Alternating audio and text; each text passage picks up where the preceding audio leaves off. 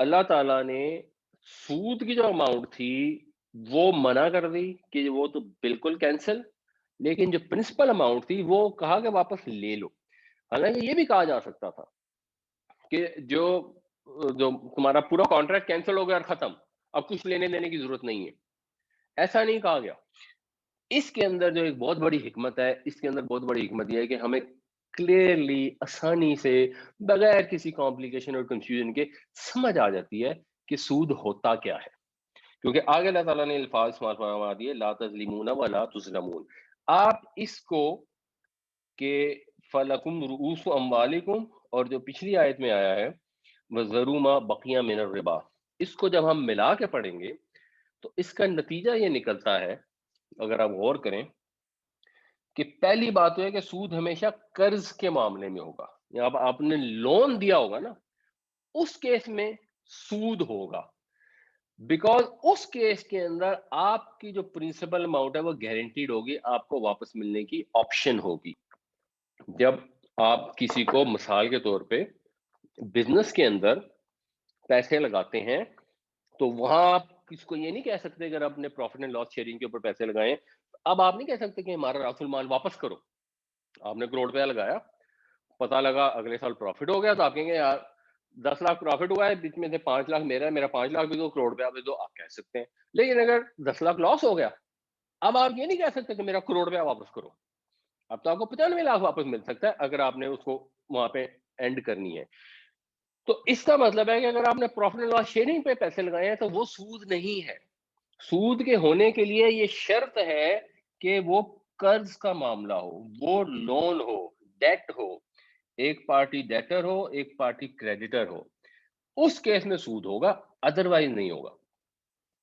دوسری، اگر آپ نے مثال کے طور پر کسی کو مکان کرائے پہ دے دیا، تو اب جب آپ کسی کو مکان کرائے پہ دے رہے ہیں تو اس کے اندر آپ اس سے مطالبہ نہیں کر سکتے کہ مجھے ہر حال میں میرا مکان ایز اٹ از واپس چاہیے۔ مثال کے طور پہ اس پہ بجلی گر جاتی ہے تو کچھ بھی نہیں ہوگا، جو مالک مکان ہے اسی کا نقصان ہے۔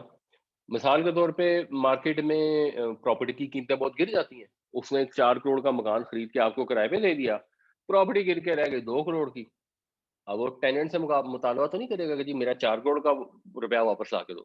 اگر وہ مطالبہ کرے کہ مجھے 4 کروڑ روپے واپس لا کے دو تو پھر وہ لون کا معاملہ ہے، پھر وہ رینٹ نہیں ہے۔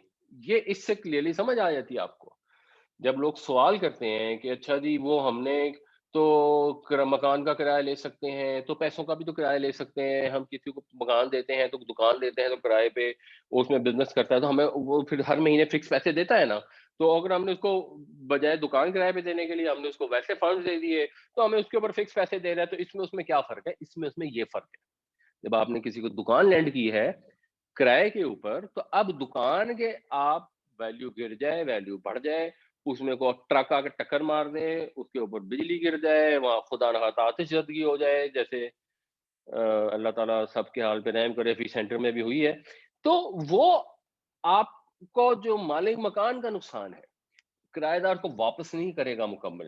تو اس کے اندر ہو بہو ملنے کی یہ سادہ ڈیفینیشن کہ اگر کوئی لون کا معاملہ ہے تو چھوڑ دو جو کچھ اس کے اوپر ہے۔ اگر آپ نے کسی کو لون، اگر آپ نے پراپرٹی میں انویسٹمنٹ کی ہے، بزنس میں انویسٹمنٹ کی ہے، اگر آپ نے پروفٹ اینڈ لاس کی فارم میں، تو آپ اوپر کے اوپر نفع لے لیں، بالکل الاؤڈ ہے۔ اگر آپ نے اس کو لون لیا ہے، آپ اس پہ نفع نہیں لے سکتے، وہ آپ کے لیے پھر راس المال ہے، صرف رؤوس اموالکم ہے صرف اس صورت میں، کیونکہ اگر آپ نے اپنے راس المال سے زیادہ لیا تو پھر آپ ظلم کریں گے۔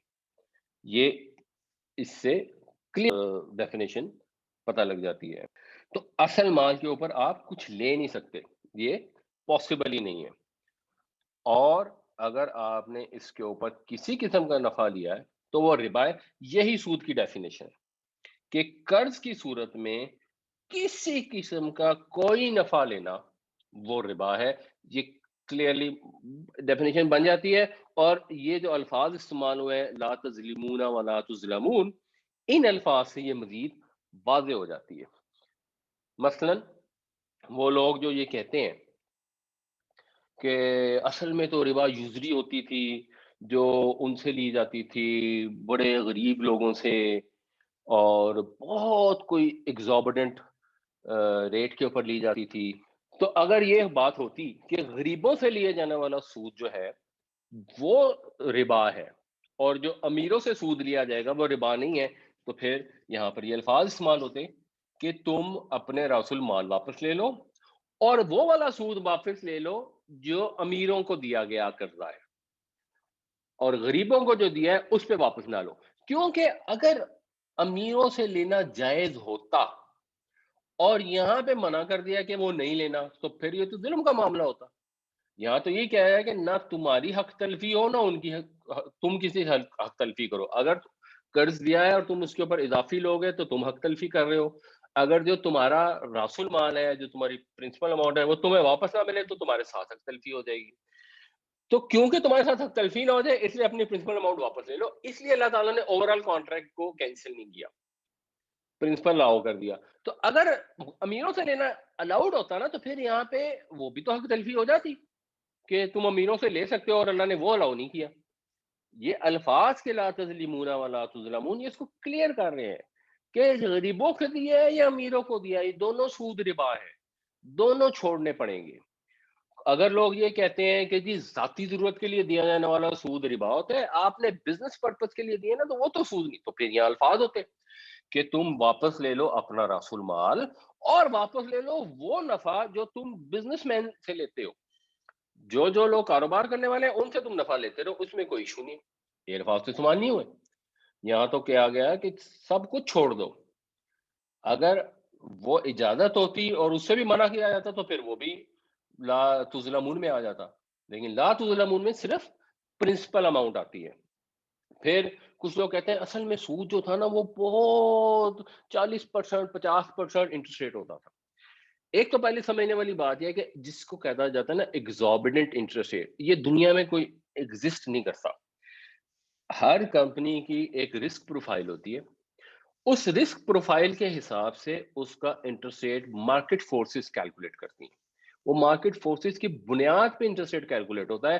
اگر ایک کمپنی ہے اس کی کریڈٹ ریٹنگ بہت اچھی ہے، اس کو ہو سکتا ہے 10% انٹرسٹ پہ سود مل جائے. اور ایک کمپنی ہے اس کی کریڈٹ ریٹنگ بہت خراب ہے، اس نے ماضی میں بہت لاسز کیے ہیں، یا اس کی لیوریج بہت زیادہ ہے، اس کے پاس قرض کی اماؤنٹ بہت زیادہ ہے، اپنی پرسنل ایکوٹی بہت کم ہے، اس کو ہو سکتا ہے 20% میں ملے، 30% پہ بڑھے. دنیا میں جب اب فائنانس کی نالج ترقی کر گئی ہے تو یہ اسٹیبلش ہو گیا ہے کہ ایگزوربیٹنٹ انٹرسٹ ریٹ کوئی ہوتا ہی نہیں ہے. اگر امریکہ کے اندر انفلیشن جو ہے اور ان کی کرنسی کی جو ویلیو ہے وہ سٹیبل ہے، انفلیشن کم ہے، تو وہاں پہ انٹر بینک ریٹ 1% ہوگا، 0.5% ہوگا. ہمارے ملک میں جب کرنسی ڈی ویلیو کر رہی ہوتی ہے تو انٹر بینک ریٹ جو ہے وہ 10-12% پہ چلا جاتا ہے. جب اسٹرانگ ہوتی ہے، جب متصرف کے دور میں تھے تو 1% پہ تھا. تو نہ وہ 1% ایگزوربیٹنٹ ہے نہ 12% ایگزوربیٹنٹ ہے. یہ تو پہلے اکنامک کی کامن سینس سے ہی پتا ہے. دوسرے اگر یہاں پہ ایسی بات ہوتی تو پھر اللہ تعالیٰ کہتے ہیں کہ ان سے لے لو اپنے راس المال اور تھوڑا سا معقول منافع، تاکہ نہ تم پر ظلم ہو نہ تم ان پہ ظلم کرو. لیکن وہاں تھوڑا سا معقول منافع نہیں لینے کی اجازت دی گئی. اگر کوئی تھوڑا سا معقول منافع لینے کی اجازت ہوتی اور اللہ تعالیٰ منع کر دیتے تو پھر وہ ظلم ہو جاتا. تو یہ چیز بالکل کلیئرلی اس کو ڈیفائن کر دیتی ہے کہ اگر قرض کے معاملے میں کچھ بھی نفع لیا جائے گا تو وہ سود ہوگا.